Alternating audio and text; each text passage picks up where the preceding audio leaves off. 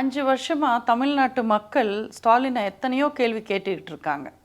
ஆனால் ஸ்டாலின் பதில் சொல்ல மாட்டேன்றார். மக்கள் கேட்குற எல்லா கேள்விக்கும் நிதி இருக்குது ஆனால் இல்லை அப்படின்ற மாதிரியே பதில் சொல்கிறார். உதாரணத்துக்கு கார் ரேஸ் நடத்துறதுக்கு நிதி இருக்குது, ஆனால் தூய்மை பணியாளர்கள் பணி நிரந்தரம் செய்ய நிதி இல்லை.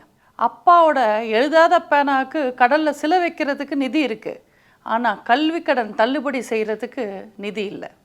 சினிமா ஷூட்டிங்க்கு ஸ்டூடியோ கட்டுறதுக்கு நிதி இருக்குது, ஆனால் செவிலியர்களோட பணி நிரந்தரம் பண்ண நிதி இல்லை. கள்ளச்சாராயம் குடித்து செத்தவங்களுக்கு 10 லட்சம் கொடுக்கறதுக்கு நிதி இருக்குது, ஆனால் மருத்துவர்களுக்கு சம்பளம் உயர்த்தி கொடுக்கறதுக்கு நிதி இல்லை. கருணாநிதி பேரில் பூங்கா கட்டுவாங்க, லைப்ரரி கட்டுவாங்க, அதுக்கெல்லாம் நிதி இருக்குது, ஆனால் விவசாயிகளோட கடன் தள்ளுபடி செய்ய நிதி இல்லை. பீச்சில் மேரத்தான் நடத்துறதுக்கு நிதி இருக்குது, ஆனால் புதுசாக ஈபியில் வேலைக்கு ஆள் எடுக்கிறதுக்கு நிதி இல்லை.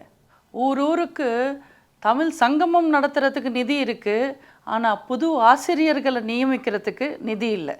இப்படி தமிழ்நாட்டுக்கு எது தேவையோ அது எதுவுமே செய்யாமல் தமிழ்நாட்டுக்கும் தமிழ்நாட்டு மக்களுக்கும் தேவையே இல்லாத பிரயோஜனப்படாத அத்தனையும் செய்கிறவர் தான் ஸ்டாலின்.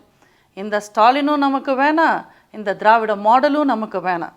தயவு செஞ்சு தமிழனை காப்பாற்ற, தமிழனோட தன்மானத்தை காப்பாற்ற, தமிழ்நாட்டை காப்பாற்ற வருகின்ற சட்டமன்ற தேர்தலில் நல்லா யோசித்து, உண்மையாக நேர்மையாக நியாயமாக யோசித்து எல்லாரும் ரெட்டை இலைக்கு ஓட்டு போடுங்க.